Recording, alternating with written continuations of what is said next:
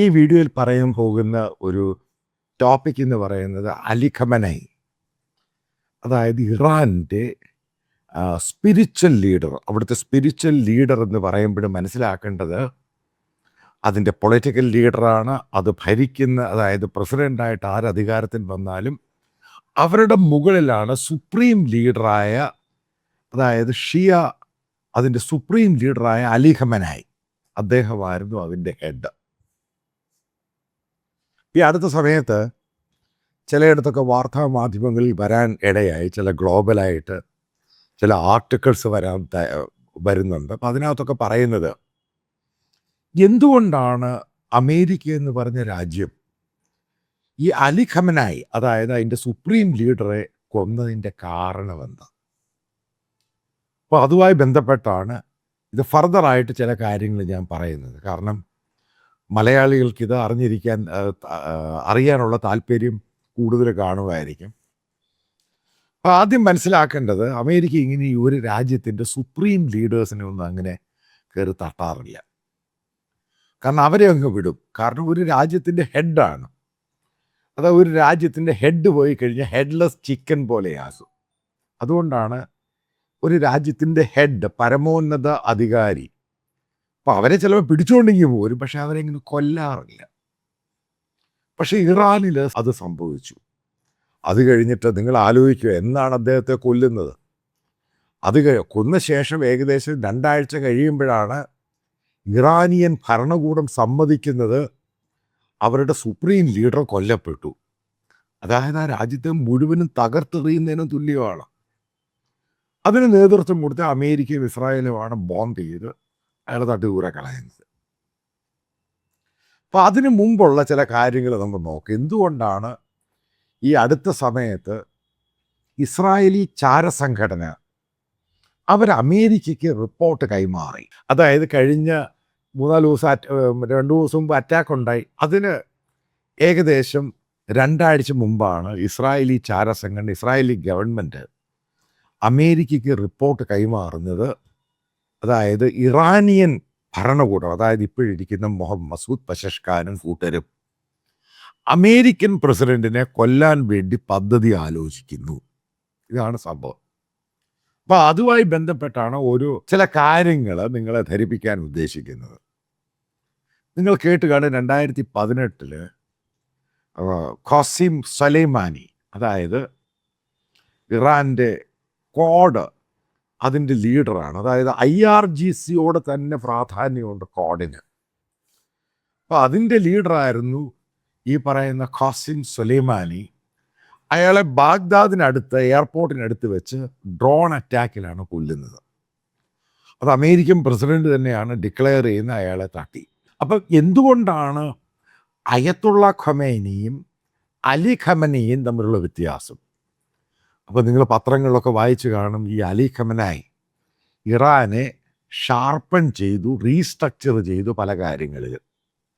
നേരത്തെ ഉണ്ടായിരുന്ന അയത്തുള്ള ഖമനൈ, അയാൾ ഒരു കാരണവശാലും ഈ പ്രോക്സീസിനെ ഉണ്ടാക്കിയിട്ടില്ല. ഈ ഹിസ്ബുള്ള, ഹമാസ്, ഹൂത്തി, അതേപോലെ ഇറാഖിൽ ഉള്ള പല ഷിയ ഗ്രൂപ്പുകളുമായി ബന്ധപ്പെട്ട ഈ പ്രോക്സി, അതായത് മിലിഷ്യ ഗ്രൂപ്പുകളെ ഉണ്ടാക്കിയിട്ടില്ല. അപ്പം അയാൾ IRGC പട്ടാളം വിഷയം, ഷിയ സുന്നി, ആ പ്രശ്നവുമായിട്ടാണ് ഇയാൾ കൂടുതൽ പോയിക്കൊണ്ടിരുന്നത്. പക്ഷേ അയത്തുള്ള ഖമനയും ഈ പറയുന്ന അന്നത്തെ ഇറാനും കുറച്ച് കഴിയുമ്പോൾ അവരുടെ ഒരു മുദ്രാവാക്യമായിരുന്നു ഡത്ത് അമേരിക്ക, ഡത്ത് ഇസ്രായേൽ. ഈ 2 അവർ സ്ഥിരമായിട്ട് അവരുടെ സ്കൂളുകളിലും ക്ലാസ്സുകളിലൊക്കെ പഠിപ്പിക്കുന്നുണ്ട്. അതായത് ഇസ്രായേലിനോട് അമേരിക്കയാണ് ലോകത്തിലെ ഏറ്റവും വലിയ ശത്രു. അതായത് അതിനുശേഷം മാത്രമേ ഉള്ളൂ സുന്നി കമ്മ്യൂണിറ്റി ആയിട്ട്. കാരണം ഇറാൻ വാർ നിങ്ങൾക്കറിയാം, പിന്നെ സുന്നികളുമായിട്ടുള്ള പ്രശ്നം അറിയാം. അതൊക്കെ ഒരു ഭാഗത്ത് കിടക്കുകയാണ്. അപ്പം ഈ ഖാസിം സുലൈമാനിക്ക് ഇത്രമാത്രം, അയാളാണ് ഏകദേശം 100 ബില്യൺ അടുപ്പിച്ച്, ഏകദേശം 100 ബില്യൺ എന്ന് പറയുമ്പോൾ ഏകദേശം 1 ലക്ഷം കോടിയോളം രൂപ ഇറാൻ ചെലവിട്ടിട്ടാണ് ഈ പറയുന്ന പ്രോക്സീസിന് ട്രെയിനിങ് കൊടുക്കുന്നത്, ഈ അവരെ മുഴുവൻ അവർക്ക് വെപ്പൺസ് കൊടുക്കുന്നത്, ഈ കാര്യങ്ങളെല്ലാം ഉണ്ടാക്കിയെടുത്തത്. അപ്പം അവരുടെ ഉദ്ദേശ ലക്ഷ്യം എന്ന് പറയുന്നത് ഷിയയുടെ ഒരു വൈഡ് സ്പ്രെഡ് ആയിട്ടുള്ള മിലിഷ്യ ഓപ്പറേഷൻ അതേപോലെ ഇസ്രായേലിനെ എതിർക്കുക. ചില സന്ദർഭങ്ങളിൽ അറബ് രാജ്യങ്ങൾ, അമേരിക്കയെ സപ്പോർട്ട് ചെയ്യുന്ന അറബ് രാജ്യങ്ങളായ UAE, സൗദി അറേബ്യ തുടങ്ങിയവയെ അറ്റാക്ക് ചെയ്യുക. ഇതൊക്കെയാണ് അവരുടെ ഉദ്ദേശം. അതിനുവേണ്ടിയാണ് ഹൂത്തികളെ ഉണ്ടാക്കിയത് യമനുമായിട്ട് ബന്ധപ്പെട്ട്. അതായത് മധ്യപൂർവ്വ ഏഷ്യയിൽ ഇറാൻ എന്ന് പറയുന്നത് വലിയ അൺസർട്ടനിറ്റിയാണ് അവിടെ ക്രിയേറ്റ് ചെയ്തത്. പ്രത്യേകിച്ച് അവർക്ക് ഈ പറയുന്ന അമേരിക്കയുമായിട്ടും മറ്റ് അമേരിക്കയെ സപ്പോർട്ട് ചെയ്യുന്ന അറബ് രാജ്യങ്ങളുമായിട്ട് ഒരുമിച്ച് പോകാൻ കഴിയാത്തതുകൊണ്ട് ഇതേപോലെയുള്ള ഓരോ ഗ്രൂപ്പുകളെയും മിലിഷ്യ ഓപ്പറേഷൻസിനെ അവരുണ്ടാക്കിയെടുത്തു. അത് പല ആവർത്തി അമേരിക്ക ഇതിന് താക്കീത് കൊടുത്തു. അതിനകത്ത് ഹാൻഡിക്യാപ്ഡായ ഒരു രാജ്യമാണ് സൗദി അറേബ്യയും UAE. കാരണം യമനിൽ യുദ്ധത്തിന് പോയി 2 പേർക്കും അടി കിട്ടി. പിന്നീട് ചൈനീസ് മീഡിയേഷനിലാണ് ഇറാനുമായിട്ട് ഈ രാജ്യങ്ങൾ ലോഹ്യത്തിലാകുന്ന അവർ എംബസി എല്ലാം തുറക്കുകയും ചെയ്യുന്നത്. അതവിടെ നിൽക്കട്ടെ. അപ്പോൾ ഈ പറയുന്ന ഖാസിം സുലൈമാനിയെ കൊന്നതോടുകൂടി ഇറാൻ്റെ അകത്ത്, അതായത് ഇറാനിയൻ ഭരണകൂടം, അവർ തീരുമാനിക്കുകയാണ് അതിന് നേതൃത്വം കൊടുത്ത ഡൊണാൾഡ് ട്രംപിനെ കൊല്ലണം. കാരണം അമേരിക്കൻ പ്രസിഡൻ്റ് ആയിരുന്ന സമയത്താണ് ചെയ്യുന്നത്. അപ്പം പിന്നീട് അമേരിക്കൻ പൊളിറ്റിക്സിൽ ഉണ്ടായ മാറ്റങ്ങൾ, കാരണം ഡൊണാൾഡ് ട്രംപിന് അവിടെ കോർട്ടും കേസുകളും ഒക്കെ ഉണ്ടായി. അതിൽ നിന്നെല്ലാം ക്ലിയർ ചെയ്ത് വീണ്ടും അയാൾ 2025 മത്സരിച്ച് അമേരിക്കൻ പ്രസിഡൻ്റായിട്ട് ഇലക്ഷൻ ക്യാമ്പയിൻ നടക്കുന്ന സമയത്ത് നിങ്ങൾക്ക് ഓർമ്മയുണ്ടായിരിക്കും, ഇയാളെ വെടിവെക്കുന്നു, ഇയാൾ കഷ്ടിച്ച് ഇയാളുടെ ചെവി ഭാഗത്തായിട്ടാണ് വെടിയേൽക്കുന്നത്, ഇയാൾ രക്ഷപ്പെടുന്നു. അതായത് അവിടുന്ന് രക്ഷപ്പെടുന്നു, വീണ്ടും അയാൾ അമേരിക്കൻ പ്രസിഡൻ്റായിട്ട് വരുന്നു. ഇതോടുകൂടി അമേരിക്കൻ ഗവൺമെൻറ്റും അമേരിക്കൻ അഡ്മിനിസ്ട്രേഷനും ഒരു തീരുമാനത്തിൽ തന്നെ എടുത്തു. അതായത് അലി ഖമനെ, അതായത് ഈ കൊല്ലപ്പെട്ട് ഇയാളെ തട്ടണം. ഇതാണ് പിന്നീട് ഫർദർ ഇത് എസ്കലേറ്റ് ചെയ്ത് ഇത് റേസ് ചെയ്ത് സംഭവത്തിൻ്റെ പിച്ചങ്ങ് മാറിയത്. അതിനകത്ത് ഇസ്രായേലും ഈ പറയുന്ന ഹമാസും ഒരു കാരണമായി, മറ്റുള്ളവരും കാരണമായി. പക്ഷെ അമേരിക്കയുടെ സ്പെസിഫിക് ടാർഗറ്റ് ആയിരുന്നു ഇതിനെല്ലാം നേതൃത്വം കൊടുത്ത അലി ഖമനയെ കൊല്ലുക. അപ്പം അതാണ് ഈ പറയുന്ന അമേരിക്ക ഇസ്രായേലും ഇറാനുമായിട്ട് അറ്റാക്ക് ചെയ്ത് അപ്രതീക്ഷിതമായിട്ടൊരു വാറങ്ങ് തുടങ്ങുകയാണ്. അപ്പോൾ ആദ്യത്തെ ദിവസം തന്നെ അലി ഖമനെ അദ്ദേഹത്തിൻ്റെ പാലസിൽ ഈ ആൾക്കാർ കൂടി വലിയ ക്യാബിനറ്റ് മീറ്റിംഗ് നടക്കുന്ന സമയത്താണ് ഈ ഒരു കൂട്ടം, അന്ന് തീരുമാനമെടുത്ത ഒരു കൂട്ടം പേരെ അങ്ങ് കൊല്ലുകയാണ്.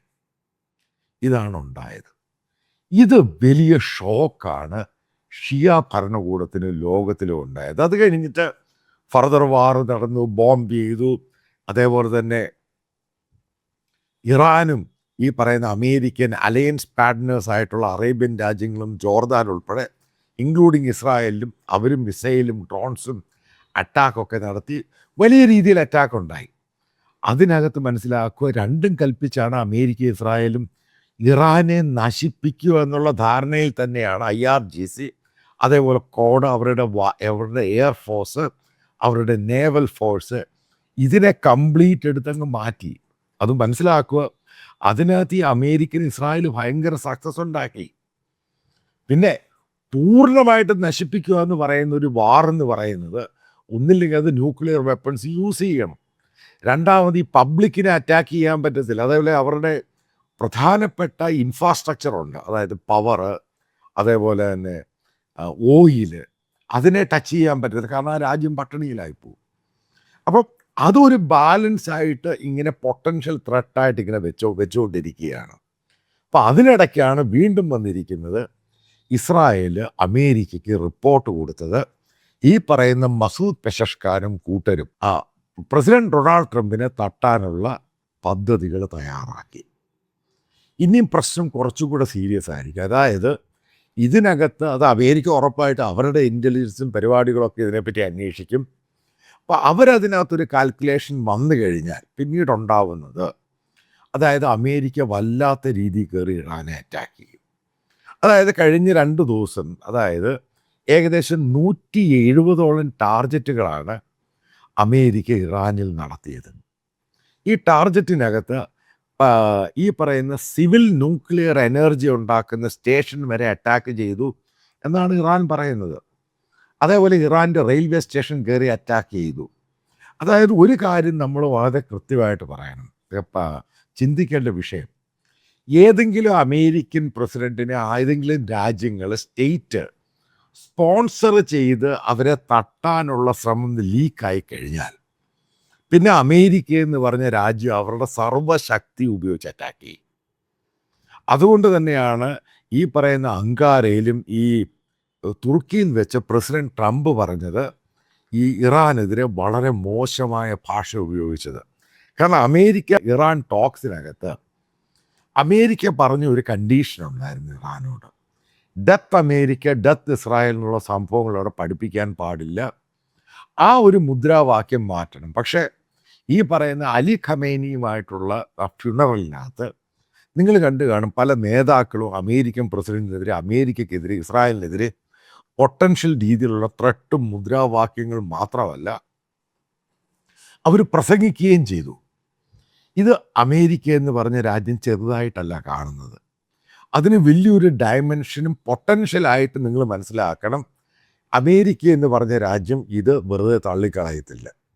കാരണം ഒരു രാജ്യമാണ് എതിരിടാൻ പോകുന്നത്, അതായത് ഇറാൻ എന്ന് പറഞ്ഞ രാജ്യം. അപ്പോൾ അതിനകത്ത് അവർക്കൊരു ധാരണയുണ്ട്, ഇതിനെ അങ്ങ് പൂർണ്ണമായിട്ടും നശിപ്പിച്ചാലും പ്രശ്നമില്ല, ആ ത്രട്ടങ്ങ് മാറ്റിയെടുക്കണം. അപ്പം അതിൻ്റെ ഭാഗമായിട്ട് തന്നെയാണ് ഈ പറയുന്ന 2 ദിവസത്തെ അറ്റാക്ക്. ഇത്ര വലിയ രീതിയിലാണ് അറ്റാക്ക് ഉണ്ടായത്. ഇറാൻ്റെ വെടിതീർത്ത അറ്റാക്കാണ് ഈ സംഭവം. അവർ പല മിസൈലും അതൊക്കെ ഉപയോഗിച്ചാൽ തന്നെ ചില സൈറ്റുകളൊക്കെ അമേരിക്ക പലപ്പോഴും വിട്ടുകൊടുത്തിരുന്നു. എക്സംഷൻ ഉണ്ടായിരുന്നു, അവിടെയും കയറി ഇപ്രാവശ്യം അറ്റാക്ക് ചെയ്തു. അതേപോലെ അവരുടെ പോർട്ടുകൾ കയറി അറ്റാക്ക് ചെയ്തു. അതായത് ഇറാനുമായിട്ട് ബന്ധപ്പെട്ടവർക്ക് പുറത്തുനിന്ന് സാധനങ്ങൾ വരുന്ന പോർട്ടും അങ്ങോട്ട് പോകുന്ന പോർട്ടും അവിടെയും കയറി അറ്റാക്ക് ചെയ്തു. അതായത് ഒരു കാര്യം ഞാൻ കൃത്യമായിട്ട് പറയാം, ഈ പറയുന്ന അമേരിക്കൻ ഈ ഖാസിം സുലൈമാനി, അതിനുശേഷം ഇറാൻ്റെ പല സീനിയർ നേതാക്കൾ അമേരിക്കൻ പ്രസിഡന്റിനെതിരെ വകവരുത്താൻ വേണ്ടി തീരുമാനമെടുത്ത നേതാക്കന്മാരെ മുഴുവൻ ഇവർ കൊന്നു. അതിനകത്ത് കേൾക്കുന്നൊരു അടുത്ത സംഭവമുണ്ട്.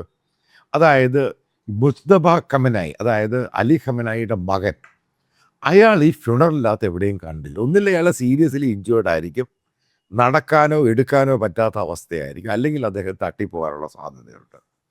അതായത് ഇറാൻ്റെ ഇന്നത്തെ സ്ഥിതി എന്ന് പറയുന്നത് ഒരു ഹെഡ്ലെസ് ചിക്കൻ, അതായത് തലയില്ലാത്ത ചിക്കൻ എങ്ങനെയാണ്, അതായത് അതിനൊരു സ്പിരിച്വൽ ലീഡർ ഇല്ല, അത് പുറത്തോട്ട് വരാൻ പറ്റുന്നില്ല.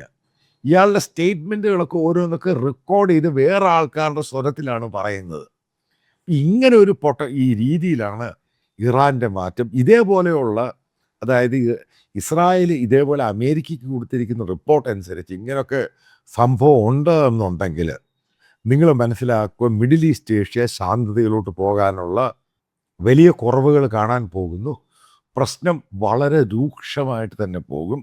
കാരണം അതിനകത്ത് ഒരു കാര്യം വളരെ കൃത്യമായിട്ട് പറയാം, പ്രസിഡന്റ് ട്രംപും അതേപോലെ അയാൾ മാറിക്കഴിഞ്ഞ് മറ്റൊരു സക്സസർ വരുവാണെങ്കിൽ തന്നെ ഇറാൻ എന്ന് പറയുന്നവരുടെ മുകളിൽ ബോംബ് ചെയ്താലും വലിയ പ്രശ്നമില്ല എന്നുള്ളത് ഈ അമേരിക്ക ഇസ്രായേൽ അവിടെ തെളിയിച്ചു കഴിഞ്ഞു. കാരണം എത്ര പ്രാവശ്യം ബോംബ് ചെയ്തത്, അവരോരോ മിസൈൽ അവിടെ ഇവിടെയൊക്കെ വിടുന്നു, ചിലതൊക്കെ ഹിറ്റ് ചെയ്യുന്നു. കാരണം ഇറാനെ സംബന്ധിച്ചിടത്തോളം അവർക്ക് റെസിസ്റ്റൻസ് പവർ കുറഞ്ഞുകൊണ്ടിരിക്കുകയാണ്. അതേപോലെ തന്നെ അതിനെ ചുറ്റപ്പറ്റിയുള്ള സംഭവങ്ങൾ ശരിക്കും മോണിറ്ററിങ് ചെയ്യുന്നുണ്ട്. ശരിക്കും ഇസ്രായേലി സ്പൈ, അതായത് ചാരന്മാർ ഏകദേശം വലിയൊരു ശതമാനവും ഇറാൻ്റെ അകത്തുണ്ട്.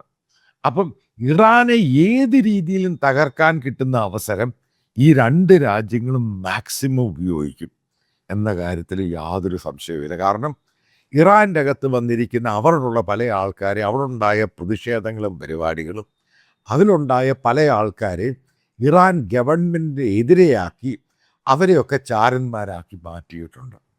അതായത് വരാൻ പോകുന്ന 6 7 അല്ലെങ്കിൽ ഒരു വർഷത്തിനുള്ളിൽ ഇറാൻ്റെ ഭരണകൂടമല്ല, ചിലപ്പോൾ ആ രാജ്യം തന്നെ പൂർണ്ണമായിട്ടും നശിച്ചു പോകാനുള്ള പോസിബിലിറ്റി നമുക്ക് തള്ളിക്കളയാൻ പറ്റത്തില്ല. ആ രീതിയിലാണ് അമേരിക്ക ഇസ്രായേൽ മൂവ്മെൻ്റ് എന്ന് പറയുന്നത്. അതിനിപ്പം നാറ്റോയുടെ ഒരു സൈഡ് സപ്പോർട്ട് അവർക്ക് കിട്ടിയിട്ടുണ്ട്. അപ്പോൾ ആ ഒരു മാറ്റം നമ്മൾ കാണാതെ പോകരുത്.